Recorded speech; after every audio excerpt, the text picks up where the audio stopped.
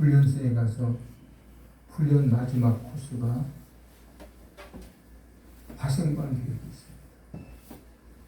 자그마한 텐트나 천막이나 아니면 벽돌 건물 안에 훈련병들을 방독면을 씌워서 집어넣고 거기다가 화학탄을 터뜨려서 CS 캡슐을 터뜨려서 아주 목과 코, 눈물이 아주 매콤하고 아프고 눈물 범벅, 콧물 범벅이 되게 하는 훈련 코스가 있어요.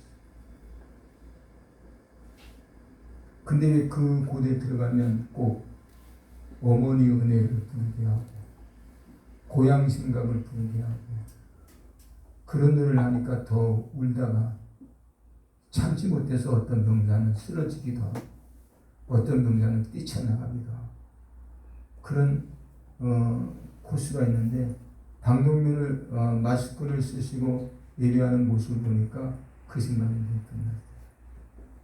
야, 심각하구나 하는 생각을 다시 한번 갖게 됩니다. 그래서 우리의 일거수일투족을 항상 조심해야 되리라고 생각이 듭니다. 오늘은 한국 교회만이 지키는 절기 가운데 3.1절 기념입니다. 한국의 봄은 3.1절과 함께 온다 하는 말이 있습니다. 한국의 봄은 3.1절과 함께 온다. 3월 1일 독립운동 정신이 역사의 봄을 만들어낸다는 뜻이 아니겠습니까? 인도의 초대 수상이자 독립운동가인 네루는 옥중에서 딸에게 보낸 편지에 이렇게 글을 적었습니다. 조선의 3.1 정신을 본받아라. 조선의 3.1 정신을 본받으면 어떤 어려움, 어떤 난관도 능히 헤쳐갈 수 있을 것이다 하고 글을 남겼습니다. 3.1 독립운동은 전 세계에 한국인의 독립의지와 정신을 알렸고 상해 임시정부를 수립하는 계기가 되기도 했습니다. 어떤 역사학자는 만약 3.1 독립운동이 없었더라면 2차 대전이 끝난 후 대한민국은 일본에 완전히 편입됐을 것이다. 이렇게 말하기도 합니다. 또 3.1 독립운동은 세계사적으로 중국의 5.4운동을 일으켰고 3.1 독립운동은 인도의 무저항운동을 일으켰고 이집트의 반영자주운동을 일으켰고 터키의 민족운동에 큰 영향을 끼치는 세계사적의 한 획을 그을 수 있는 대단한 독립운동이었습니다. 이처럼 3.1 독립운동의 개혁정신이 대한민국 사람과 세계인의 정신을 완전히 바꿔놨어요. 한국인의 세계사를 주도한 사건이었던 것과 같이 오늘날 우리가 처한 상황도 비슷합니다. 종류는 다르지만 군인들의 칼과 군합발은 아니지만 우리가 겪고 있는 이 시대의 어려움은 그때와 흡사하다 하는 겁니다. 그래서 우리를 위한 승리를 위한 영적인 원리들이 필요합니다. 어떻게 하면 우리가 이겨낼 수 있을까? 어떻게 하면 극복할 수 있을까? 어떻게 하면 이것을 종식시킬 수 있을 것인가 하는 생각을 갖게 되는 겁니다. 오늘 성경 본문 역대하 20장에는 이스라엘의 여호사밧이 이스라엘을 다스리던 시대의 침략을 받으면서 일어난 이스라엘 역사의 전쟁사입니다. 하나님께서는 이스라엘의 전쟁사를 왜 성경에 기록하여 남기셨을까? 이스라엘의 전쟁사가 성경에 남길 만한 그런 사건이었는가? 그것은 매일매일 삶의 전쟁을 겪고 있는 매 순간순간마다 전쟁 속에서 살아가는 오늘의 우리를 위한 배려요.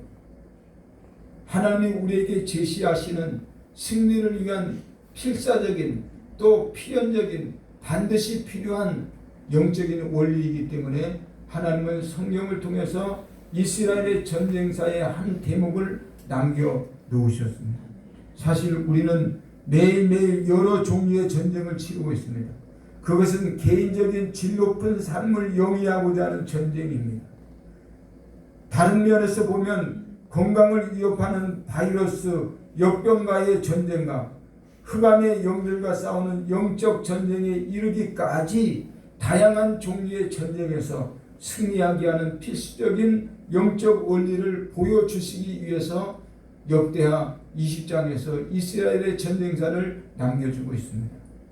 어느 날 이스라엘의 원수의 나라들이 쳐들어오는데 한 나라가 쳐들어오는 것이 아니래요. 오늘 성경 본문 말씀 보니까 세 나라 모압과 암몬과 마온이 연합해서 쳐들어온다는 소식이 들려왔습니다. 그래서 이 전쟁은 이스라엘으로서는 도저히 이길 수 있는 승산이 없는, 이것은 싸워보나 마나 패할 수밖에 없는 아주 열악하고 불리한 조건 속에 놓여져 있는 이스라엘 백성들. 그런데 이 전쟁의 결과는 그렇게 끝나지 않고 이스라엘의 대승으로 결론이 났다는 말씀인 것입니다. 이스라엘은 어떻게 이 전쟁에서 승리할 수 있었을까요? 세 나라가 연합해서 이스라엘을 포위하며 옥죄오는 그 전쟁에서 어떻게 이스라엘이 대승을 거둘 수 있었을까요? 오늘 성경 본문을 통해서 하나님이 말씀하시고자 하시는 그 승리를 위한 필수적인 영적 비결, 영적 원리는 어디에 있었을까요? 이 영적 원리들이 오늘 우리가 처한 상황을 뚫고 나가고 헤쳐나가고 극복하고 승리해서 어려움을 끝장내는 하나님의 무한한 은혜를 받는 이 시간이 되기를 주님의 이름으로 축복합니다. 그 첫 번째 원리는 적을 아는 거다 하는 겁니다. 적을 알아야 된다. 1절에서 보여주는 전쟁에서 승리하는 첫 번째 원리는 원수의 정체가 누구냐는 것. 우리를 힘들게 하는 원수의 정체를 알지 못하면 결코 우리는 승리할 수가 없어요. 지피지기면 백전백승한다는 말을 우리는 잘 알고 있습니다. 이 말의 의미는 적을 알고 나를 알아야 100번 싸워 100번 이길 수 있다는 겁니다. 적을 알지 못하면 승리할 수가 없어요. 예배를 시작하면서 흑사병에 대한 말씀을 잠시 드렸습니다만 중세시대에 흑사병이 번지면서 유럽에서만 2,500만 명이 목숨을 빼앗겼어요. 왜 이런 일이 일어났을까? 중세시대의 교회는 흑사병을 알기를 마귀로 알았던 거예요. 흑사병 저거는 마귀의 짓이니까 우리가 다 같이 모여서 기도하고 우리가 다 같이 모여서 싸워야 된다. 적을 알지 못했어요. 그게 바이러스인지 그게 어떤 역병인지 적을 정확하게 알지 못했기 때문에 많은 사람들의 희생이 더 뒤따랐다는 것이죠. 이번 코로나19 바이러스가 번지면서 이만희는 그렇게 말하죠. 마귀의 짓이다. 이것은 마귀의 짓이 아닌 하나님의 뜻, 하나님의 섭리, 하나님의 어떤 목적을 가지고 역사하시는 그 섭리의 한 부분인데 그 중에 사용되고 있는 것이 바이러스라는 겁니다. 이 바이러스는 우리가 어떤 존재인가를 정확하게 알고 그리고 인식할 때 이겨낼 수 있는 거예요. 그래서 많은 사람들이 모이는 곳에는 될 수 있으면 가지 말아야 되고 불필요한 외출은 삼가해야 되고 개인의 건강을 지키기 위해서 소독하는 일에 최선을 다해야 되고 그래서 온 백성들이 마음을 모으고 힘을 모아 갈 때에 많이 극복할 수 있는 그런 질병 중에 하나라고 가르쳐 주고 있습니다. 다들 알고 계시는 말입니다. 그러나 전쟁에 있어서 기본적인 상식입니다. 그러나 사실 많은 사람은 우리들의 원수가 누구인지 잘 알지 못하고 있다는 것이죠. 사람들은 그 원수가 어떤 사람이라고 생각합니다. 어떤 사람이 나의 원수라고 인식하고 있어요. 누구 때문에 무엇 때문에 그렇다고 생각하고 말을 합니다. 그러나 많은 경우 우리의 원수는 우리 자신입니다. 우리 마음의 자세. 우리를 넘어뜨리는 것은 어떤 처지나 형편이 아니라 그 처지에 대한 나의 반응이라고 하는 것이죠. 내가 어떻게 반응하느냐. 바이러스의 역병이 퍼지고 있는 이때에 나는 어떻게 반응해야 되느냐. 지지난주에 저는 기도하면서 생각하기를 예배 모임 숫자를 줄여야 되겠다 하는 생각을 갖게 됐어요. 근데 하나님 앞에 하나님 예배 모임의 숫자를 줄여야 될 텐데 어느 정도로 줄이면 좋을까요? 왜 이렇게 하나님 앞에 제가 기도를 드릴 수밖에 없었던 이유는 예배는 하나님과 우리와의 약속이기 때문에. 그래서 내 마음대로 예배를 줄이거나 예배를 없앨 수는 없어요. 그러나 기도하고 정부의 시책이 그렇게 방향을 잡아갈 것 같고, 그리고 어느 정도 이 바이러스의 성질을 알고 있기 때문에 어떻게 내가 반응을 하는 것이 우리 성도님들의 건강을 지킬 수 있을 것인가를 깊이 염려하고 생각한 후에 예배를 주일 오전 예배만 드리고 수요 예배만 드리기로 결정을 하고 톡에다가 글을 남겼어요. 어떤 사람은 그랬을 거예요. 그렇게 할 필요까지 있을까? 교회도 손바닥만한 교회가 뭐 그렇게 할 수 있을까? 이렇게 생각했을 수도 있어요. 그러나 교회 크기가 상관이 없다는 거예요. 누가 누구를 만나고 누가 누구와 접촉을 하고 누가 누구 때문에 어떤 병에 걸려 있느냐가 중요한 건데 아무도 모른다는 거예요. 바이러스가 내 몸에 감염되어 있을 때 내 이마가 빨간색으로 변한다든지 그러면 얼마나 좋겠습니까? 내 볼따구가 파란색으로 변한다든지 그러면 얼마나 좋겠어요. 근데 이 바이러스는 표시가 나지 않는다. 요즘에 나오는 말에 의하면 무증상 확진자가 있다는 거 아닙니까? 아무런 증상이 없는데 바이러스로 감염된 자로 확진자가 나온다는 거. 그래서 우리는 서로 조심하고 서로 자신의 건강을 지키기 위해서 힘쓰고 그러면서 움츠러들지 않도록 서로 격려하고 위로하고 담대해지고 거기에 나가서 기도하고 예배하고 그럴 때 하나님의 건강의 은혜가 우리들 가운데 임하게 될 줄로 믿습니다. 이제 또다시 제게 걱정거리가 생겼어요. 하나님, 오늘은 제가 예배를 주님께 드립니다. 다음 주는 어떻게 해야 될까요? 여의도교회도 온라인으로 예배해야 합니다. 명성교회는 폐쇄했어요. 소망교회도 폐쇄했어요. 영락교회도 온라인으로 예배한대요. 사랑의 교회도 온라인으로 예배한대요. 온누리 교회도 온라인으로 예배한대요. 불과 몇 년 전만 해도 온라인으로 예배하는 게 무슨 예배냐. 온라인으로 영상 보면서 다 입고 영상 보면서 사방에 눈길 빼앗기고 그리고 행동을 뺏기면서 드리는 예배가 무슨 예배냐. 예배라는 말 하지 마라. 이것이 신학적인 논쟁이었습니다.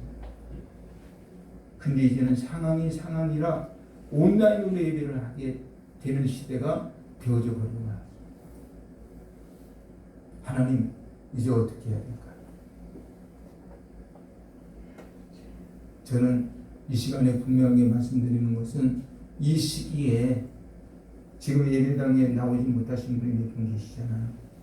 믿음이 없어서 옛날 같으면 믿음이 없어가지고 그럴 수 있을 거예요. 지금 그런 생각하지 마세요. 믿음이 없어서 예배 나오지 못한 게 아니라 내가 약자니까. 내가 약자니까. 나를 여러 상황에 노출시키면 내가 병들 수 있으니까. 그래서 안 나오시고. 그래서 못 나오시고. 그래서 예배 참석하지 못하신 분을 위해서 우리가 기도하고 그분을 격려하고 그분의 편에 입장에 있어서 위로하고 사랑하고 그것이 주님의 사랑이라고 저는 믿습니다.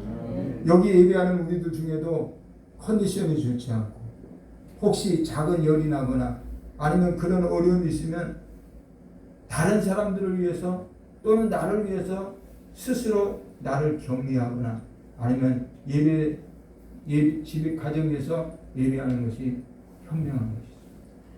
그렇다고 어디에 있든지 우리는 기도를 멈춰선 안 된다. 오늘 성경 본 말씀 속에 우리는 오직 주만 바라봐야 된다는 거예요. 어디에 있든지 주만 바라보는 거룩한 은혜의 역사가 우리들에게 있을 때 적은 이길 수 있다. 지금의 적은 총으로 이길 수 있는 적이 아니에요. 지금의 적은 칼로 이길 수 있는 적이 아니에요. 지금의 적은 무리로 숫자로 이길 수 있는 적이 아니에요.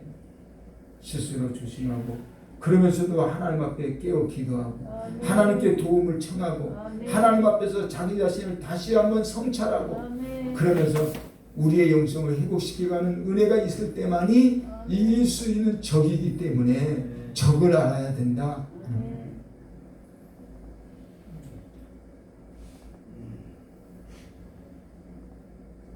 마음속에 일어나는 두려움을 문제 해결하는 동기로 사용한다면 얼마나 좋겠습니까? 그러나 두려움으로 인하여 좌절하거나 포기하거나 혹은 하나님께 분노하거나 왜 나에게 이런 일이 일어날 수 있습니까? 왜 나에게만 이런 고난을 주시는 것입니까? 하고 원망한다면 그 두려움은 우리를 낭패하게 만들 수 있고 우리가 이겨내야 하는 전쟁에서 패배하게 되니까 원수가 적이 누군지 정확하게 파악하고 우리가 대응을 잘해서 승리하는 은혜가 입혀지기를 주님의 이름으로 권면하고 축복합니다. 두 번째 원리는 두려울 때 기도해라. 두려우면 기도해야 된다. 제가 생각해 봤어요. 20여 명에 달하는 백성들이 생명을 잃지 않았습니다. 근데 생명을 잃은 국민들 가운데 건강한 사람은 없어요. 다 질병이 있다든지 어떤 병을 가지고 있는 사람들이 이번에 생명을 잃었어요. 그래서 생각해 봤어요. 우리 교회에서 가장 위험한 사람이 누굴까? 몇몇 분이 계시더라고요. 근데 그 몇몇 분 속에 저도 포함이 돼요.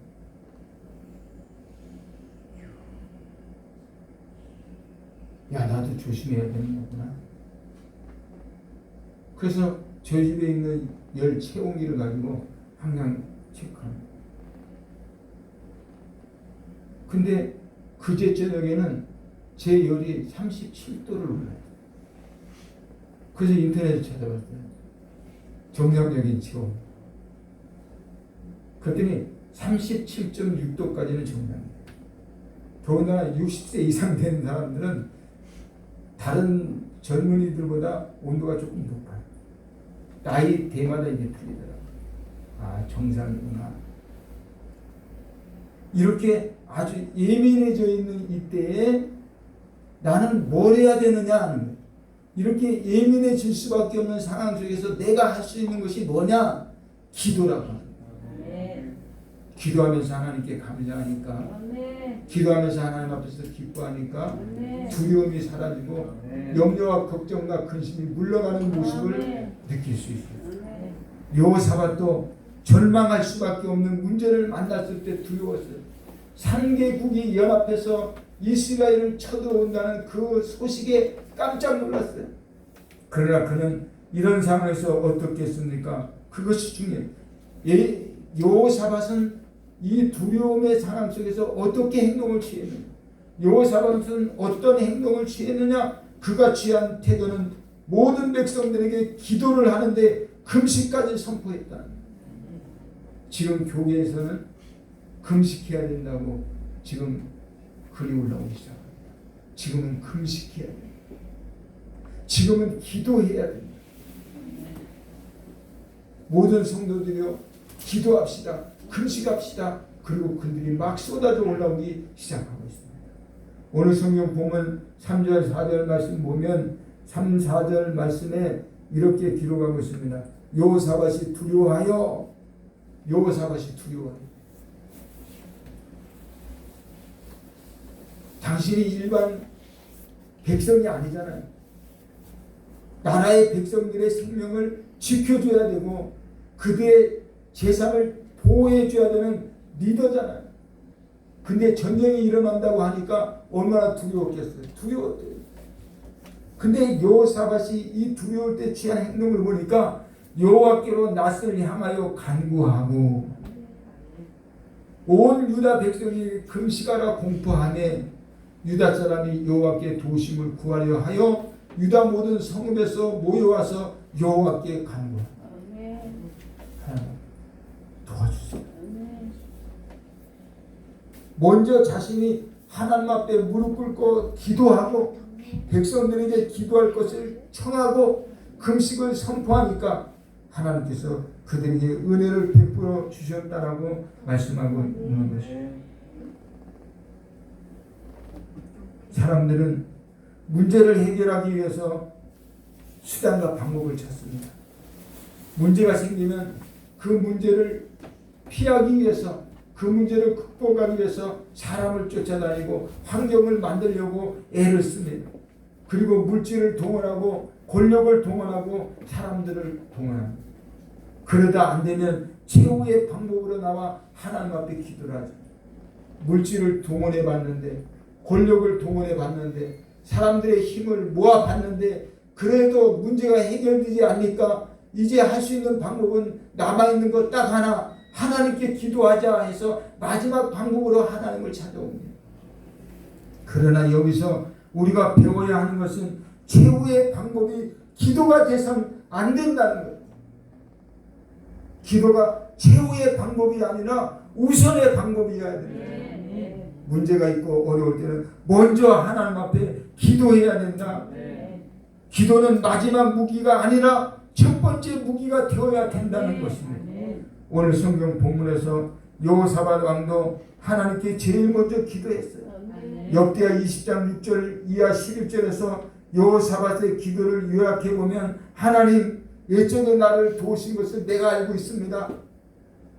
예전에 우리를 도우시지 않았습니까? 그리고 주께서는 나의 미래도 도우실 것을 나는 믿습니다. 예전에 도우셨던 것처럼 우리 백성을 출애굽시켰을 때 하나님이 역사하신 것처럼 우리의 미래도 하나님이 분명히 책임져 주실 것을 나는 압니다. 그러므로 지금 나를 도와주세요. 그러므로 지금 나와 함께 해주세요. 이렇게 여호사밧은 기도하고 있는 것입니다. 그리고 계속해서 기도하기를 12절에 보니까 우리 편을 드시는 하나님, 그들에게 벌을 내리지 않으시렵니까? 우리를 치러 온 저 큰 군대를 대적할 능력이 우리에게는 없고 어찌할 바도 알지 못하고 이렇게 주님만 바라볼 뿐입니다. 이렇게 주님만 바라볼 뿐이다. 이렇게 간절하게 하나님 앞에 소원을 비는 모습을 우리는 들여다보게 됩니다. 이 말은 기도로 모든 문제를 하나님께 맡겨드렸다. 이전에 역사하셨던 그 하나님, 앞날에도 역사하신 하나님, 오늘에도 나를 도우실 그 하나님에게 내게 발생하는, 내게 임한 모든 문제를 다 주님에게, 다 여호와께 맡깁니다 하는 기도가 아니겠습니까? 성경은 분명히 이렇게 말합니다. 전쟁에서 이기고 지는 것은 주님께 달린 것이다. 주께서 너희를 모조리 우리 손에 넘겨주실 것이다. 사무엘상 17장 47절에서 그렇게 말씀합니다. 그러므로 분명 하나님께서 우리를 위하여 친히 싸우고 계심을 우리는 믿어야 합니다. 나는 바이러스와 싸워서 이길 수가 없어요. 근데 하나님은 모든 것을 주관하고 계시니, 하나님은 모든 것을 다스리고 계시니, 하나님 모든 것은 협력하고 계시니 능히 물리치시고 우리에게 안전과 보호의 은총을 입혀주시리라 믿습니다. 6.25 사변 때 피난 가는 중에 어떤 교회에 기도회가 열렸대요. 다들 피난 가는데 교회에서 부흥의 저녁 기도회를 하고 있어요. 그 교회 안에서는 김치선 목사님이 설교를 말씀을 전했고 밤샘 기도를 인도했는데 그 기도의 내용은 한마디로 용서해 주세요. 하나님 용서해 주세요. 하나님 용서해 주세요. 내 책임입니다. 우리 조상의 죄를 내가 회개합니다. 이 민족을 살려주시고 우리들의 죄를 용서해 주십시오라고 기도했대요.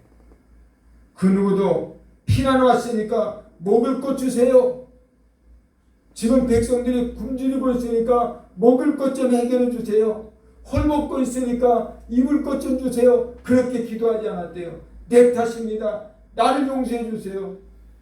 우리 민족이 하나님이 가장 싫어하는 우상 숭배에 신사 참배에 아직 회개하지 못하고 있으니 주님 우리를 용서해 주세요. 그렇게 기도를 했다는 것입니다. 하나님께 우리의 모든 문제를 전폭적으로 내어 맡겨 드릴 때 하나님께서 우리에게 승리의 삶을 승리의 은혜를 안겨 주시리라 분명히 믿습니다. 두렵습니까? 그러면 기도해야 염려됩니까? 그러면 울부짖어야 합니다. 그러면 주님께서 우리에게 평안함을 허락해 주시리라 믿습니다. 세 번째 원리는 믿음을 굳세게 하는 것. 하나님께서 여호사밧의 기도에 어떻게 응답하셨습니까? 역대하 20장 15절 말씀 보니까 너희는 이 큰 무리로 말미암아 두려워하거나 놀라지 말라. 이 전쟁은 너에게 속한 것이 아니요 하나님께 속한 것이라 이렇게 말씀하고 있습니다.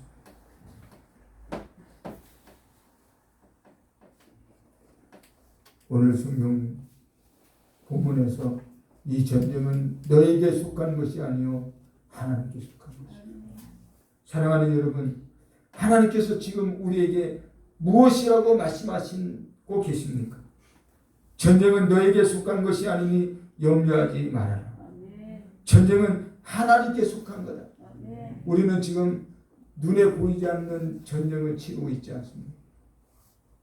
오늘날 그리스도인들 중에는 자신의 힘으로 하나님의 전쟁터에 뛰어들어 싸우려 하기 때문에 완전히 지쳐 나가고 마는 것입니다.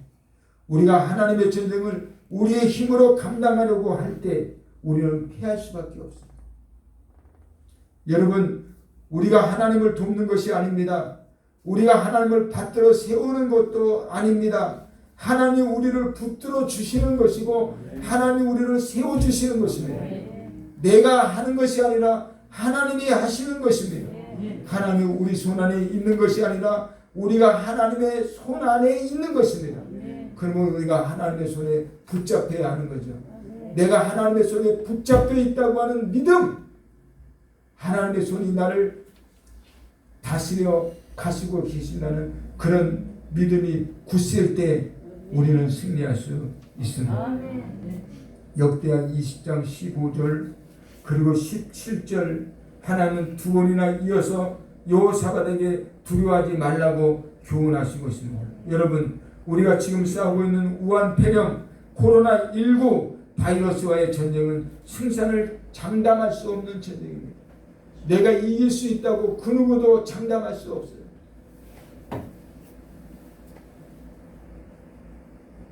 바이러스 종식됐다, 이제 다 잡았다, 그리고 웃고 즐기려고 할 때 대구권이 터지지 않았어요. 누구도 장담할 수 없어요. 지금은 끝났다고 안심하며 웃고 그럴 때가 아니에요. 누구도 장담할 수 없어요. 분명한 것은 두려워할 이유가 분명히 있는데도 하나님은 우리를 향해서 두려워하지 말라라고 말씀하신다는 거죠.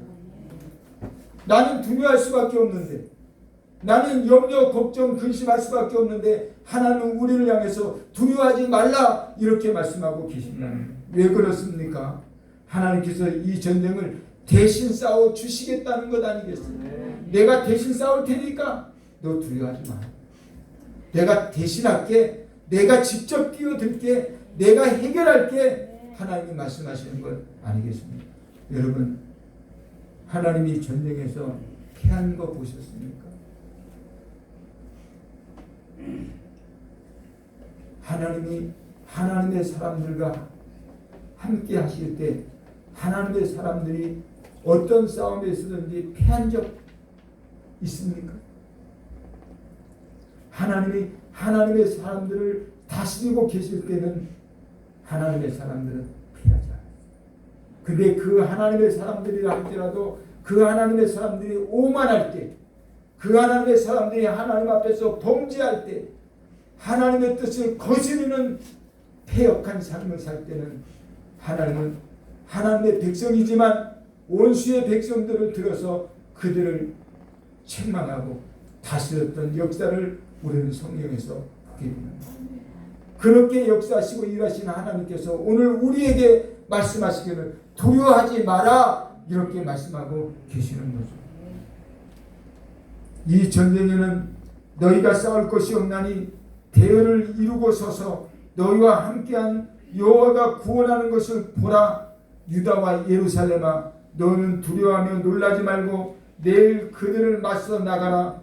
여호와가 너희와 함께하리라. 오늘 17절 말씀이 그렇게 기록하고 있는 것입니다. 여기서 구원하는 것을 보라 하는 이 말씀은 하나님을 의지해라 하는 말. 하나님을 의지해. 구원하시는 일을 봐라. 너 하나님을 믿어라. 어떻게 믿으라고요? 굳세게 믿으라고. 굳세게 흔들림 없이 확실하게 견고한 믿음을 가져야 된다고 말씀하고 있는 거예요. 믿음으로 조용하고 확신에 찬 정신적인 자세를 가지고 하나님을 바라보라는 겁니다. 그렇다면 우리는 어디에 견고하게 서야 될까요? 무엇을 견고하게 붙잡아야 하는 것일까요? 20절에서 여호와 하나님을 믿는 믿음 위에 굳게 서라고 말씀합니다. 여호와를 믿는 믿음 위에 굳게 서라. 내 속에 있는 믿음이 아니라 하나님을 믿는 믿음, 하나님이 내 가슴 속에 부어주신 은혜의 선물 그 믿음 위에 굳건하게 서면 승리할 수 있대. 그러면서 하나님을 신뢰하고 선지자를 신뢰할 것을 명하고 있습니다. 선지자를 통해서 주신 성경 진리 말씀에 우리는 서야 합니다. 성경은 하나님의 말씀입니다. 모든 성경은 하나님의 영으로 감동된 책이라고 가르쳐줍니다. 하나님의 영으로 감동된 책. 하나님의 성령으로 충만한 은혜 가운데서 쓰여진 책. 그래서 우리는 말씀 위에 굳건하게 서요. 말씀 위에 굳건하게 서면 반드시 우리는 승리하는 은혜를 잊게 될 줄로 믿습니다. 고요한 흔들림이 없는 아주 평안한 그런 확신을 가지고 주님을 바라봅시다. 그러면 반드시 이겨갈 수 있으리라 믿습니다. 네 번째 원리는 마지막으로 감사하는 삶입니다. 삶의 전쟁에서 승리하는 비법은 감사에 있습니다. 제가 한번 생각해 봤어요. 작은 기침 소리에도 때는 저는 놀라요. 이건 또 뭐지? 작은 기침. 작은 양의 가래가 생겨도 이건 또 뭐지? 혹시 재발하는 건 아닌가? 제가 이런 생각을 했어요. 앞으로 내가 절대로 내 건강을 내가 갉아먹는 언행을 하지 않겠다. 어떤 상황이 펼쳐져도 내가 부정적인 내가 이러다 아프겠다 이런 말을 하면 그 내 입에서 쏴버린 그 부정적인 그 화살이 내 건강에 강하게 바뀌어서 내 건강을 갉아먹는 원인이 된다. 그럼에도 불구하고 작은 기침, 작은 가래만 나와도 염려가 되죠. 그럴 때 저는 이렇게 기도해요. 하나님 감사합니다. 내가 작은 기침 하는 것을 통해서 하나님께 병원에 가서 진찰을 받게 하실 것을 하나님 감사합니다. 진찰 결과 내가 건강에 이상이 없다는 것을 확인시켜 줄 것을 하나님 감사합니다. 또 검사를 했는데 이상이 있으면 더 완벽한 치료를 시켜 주실 것을 완벽한 치료를 시켜 주시려고 하나님이 내게 작은 기침을 주셨으니까 이것도 감사합니다. 이렇게 기도하면요 금방 마음이 평안해지고 안전함을 느낄 수 있는 것이죠. 아, 그래서 하나님은 범사에 감사하라 하셨구나. 아, 범사에 감사해야 되는구나. 사랑하는 여러분, 범사에 감사합시다. 좋은 일이 있을 때만이 아니라 어렵고 힘들 때도 감사해야 됩니다. 여호사밧의 이야기를 통해서 깨닫게 되는 놀라운 사실은 하나님 앞에 미리 감사하고 미리 찬송을 올렸다는 거예요. 여호사밧은 선지자가 전해진 말씀을 따라 노래하는 자들을 택해서 성가대를 조직하고 군대 앞에서 하나님의 거룩하신과 이음을 찬송했던 거예요. 미리 먼저 한 발 빠른 대응을 했다는 것이죠. 여러분 이해가 되십니까? 역사상 많은 전쟁이 일어났는데 감사의 전력은 없었잖아요. 세계 역사 속에 수많은 전쟁이 있었지만 감사함으로 전쟁에 나섰다는 기록을 본 적이 있습니까? 여호사밧밖에 없어요. 여호사밧만이 전쟁이 일어났는데 감사와 찬송으로 이겼대요. 그러니 우리가 모든 승리를 위한 영적인 원리 중에 네 번째 감사의 원리가 얼마만큼 우리의 삶에 필요한 것입니다. 전쟁은 내가 이길 수 있는 게 아니잖아요. 하나님이 나를 대신해서 싸워주실 때만이 이길 수 있는 것인데 하나님은 어떻게 우리가 움직일 수 있느냐? 감사와 찬송으로 하나님을 움직이면 반드시 승리는 우리 것이 되리라고 믿습니다. 하나님의 계획에 세 나라의 군대들이 모두 혼란 속으로 빠져들어 자기들끼리 서로 죽임으로 전쟁이 끝났대요. 유다 사람들이 해야 할 일은 그들의 전리품을 분리하고 거두는 일만 하면 돼요. 칼 들고 나가서 싸우는 게 아니라 다 이겨놓으신 하나님의 전쟁에서 그들 나가서 전리품만 수거하는 일만 하면 될까요? 얼마나 신났을까요? 그 신남의 역사가 어디서 왔을까요? 그것은 감사의 능력에서 나타난 결과다 하는 겁니다. 골로새서 4장 2절 말씀 보면 기도를 계속해서 기도에 감사함으로 깨어있으라. 기도를 계속하고 기도에 감사함으로 깨어있어라. 눈을 떴다고 깨어있는 것이 아니라 감사를 하는 그 마음이 있어야 깨어있는 것이래요. 지금 얼마나 국민들이 불안해요. 이럴 때 우리가 감사해요. 이왕 벌어진 일이기 때문에 하나님은 왜 일을 시작하셨을까? 하나님은 어떤 목적을 가지고 계실까? 저는 지난 일주일 동안 다시 한번 생각해보고 뉴스를 지켜봤어요. 하나님은 하나님의 교회를 핍박하는 저 우환을 하나님께서 깨뜨리십니다. 하나님을 대항하면서 거룩한 하나님의 백성들을 유혹해내 자기가 하나님이라고 교만을 떨고 있는 저 신천지를 하나님이 깨뜨리십니다. 하나님의 칼날은 이제 다시 어디를 향하실까? 우한에서 신천지에서 돌이켜서 하나님의 칼날은 어디를 향하실까? 지금은 모두가 근심이야. 누구도 예의 없이 하나님의 뜻을 거스르면 반드시 하나님의 칼을 맞게 될 겁니다.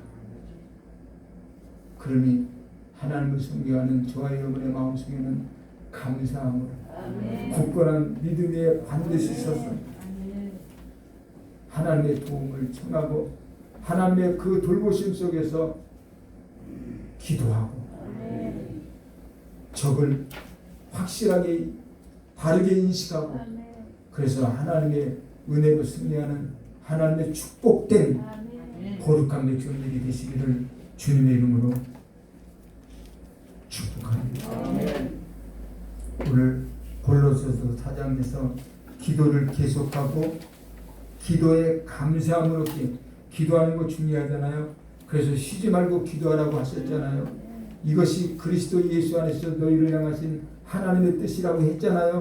근데 그 기도 안의 내용에 감사로 해야 됩니다. 그냥 기도하는 게 아니라 그 기도 내용 안에 감사함으로 깨어 있어야 된대요. 감사가 뭡니까? 감사라는 말은 유카리스티아라고 하는 말. 유카리스티아라고 하는 이 말은 명사적인 의미로는 좋은 은혜 그런 뜻이에요. 좋은 은혜 또는 행복한 은혜 그런 뜻이에요. 좋은 은혜, 행복한 은혜. 근데 동사로는 숙고한다 그런 의미예요. 숙고한다. 합쳐서 말하면 뭡니까? 행복스러운 은혜를 우리가 숙고해서 그 은혜를 깊이 깨닫고 그래서 하나님 앞에 찬양하고 감사하는 게 그게 감사라. 하나님이 내게 주신 좋은 은혜를 우리가 우리 마음속 깊이 숙고하고 깨달아서 그 은혜를 찬양할 때에 그것이 진정한 유카리스티아 하나님이 원하시고 기뻐하시는 감사가 된다는 말이에요. 사람이 자신의 삶을 돌아보면서 자신에게 주어진 좋은 은혜들을 돌아보면서 감사의 표현을 할 수 있다는 것, 이것보다 아름다운 일이 어디 있겠습니까? 그래서 철학자 괴테는 이렇게 말합니다. 이 세상에서 가장 쓸모없는 인간은 감사할 줄 모르는 인간이다. 이 세상에서 쓸모없는 인간, 저건 인간도 아니야, 이런 말을 들을 수밖에 없는 그런 인간은 감사할 줄을 모르는 인간이다. 제 얘기가 아니에요. 제가 이런 말을 하면 웃겠죠. 근데 제가 한 말이 아니라 괴테가. 그렇지만 이 감사하는 마음은 금방 시들어 버릴 수 있다는 것을 우리가 유념을 해요. 감사는 금방 시들어 버릴 수 있다. 제가 어저께 교회 와서 딱 첫눈에 들어온 게 여기 있는 꽃이에요. 여기 있는 꽃. 이 꽃이요 다 폭삭 주잖아요. 완전히 조금만 더 있으면 이제 마르기 일보 직전. 야, 쟤네들이 목이 얼마나 많을까. 그래서 물을 아주 대빵만이 듬뿍 줬어. 오늘 아침에 살아. 이 꽃이요 항상 피어 있는 게 아니라 수분을 흡수할 수 없으면 금방 시들어요. 감사가 그렇다니. 감사. 어느 때는 반짝했다가 금방 그 감사의 마음이 시들어 버리는 거예요. 그래서 성경은 범사에 감사하라. 감사하고 또 감사하라. 그것은 그리스도 예수 안에서 너희를 향하신 하나님의 뜻입니다. 이것은 환경과 조건에 제약받는 형태의 감사가 아닙니다. 그 모든 조건과 환경을 초월한 오직 그리스도가 나와 함께 하심으로 인하여 드릴 수 있는 감사. 오직 나와 함께 하시는 예수로 인해서 드릴 수 있는 감사. 그 감사가 저와 여러분의 마음속에 언제나 가득하고 풍족해서 우리 모두 승리합시다. 흑암의 영들과의 전쟁에서 승리하고 코로나 바이러스와의 전쟁에서 승리하고 질 좋은 삶의 전쟁에서 승리하고 우리는 다 승리해야 돼요. 그래서 예배를 시작하면서 요한삼서 2절을 낭독하고 예배를 시작했어요. 사랑하는 자여, 내 영혼이 잘되고 내가 범사가 잘되고 강건하기를 내가 원한다. 이제 마지막 말씀을 전하면서 마치려고 합니다. 사랑하는 여러분, 어떤 문제를 만났습니까? 어떤 어려움이 있습니까? 전쟁은 하나님께 속한 것이라고 성경은 말씀하고 있습니다. 전쟁이 하나님께 속한 것이니 우리가 믿음으로 승리를 바라봐도 괜찮습니다. 믿음으로 승리한 것을 확신해도 더 좋습니다. 승리를 미리 바라보고 미리 감사하고 하나님께서 우리의 문제를 대신 싸워주시고 반드시 승리하게 하실 것을 믿는 것만큼 찬양하고 그래서 흑암의 영이 우리의 마음을 갈라놓지 못하게 하는 우리의 마음을 하나로 결속시키고 사랑하는 성도들이 연합해서 승리하는 거룩한 은혜의 역사가 저와 영혼의 삶 속에 아니 대한민국 위에 전 세계 위에 특별히 하나님을 섬겨하는 모든 거룩한 백성들의 삶 속에 더욱더 충만하고 가득해지기를 예수님의 이름으로 축복합니다. 기도하겠습니다. 좋으신 우리 하나님 감사합니다. 승리하게 하심을 감사합니다. 영광을 받아 주옵소서. 예수님 이름으로 기도드렸습니다. 이제 이어서 성찬위원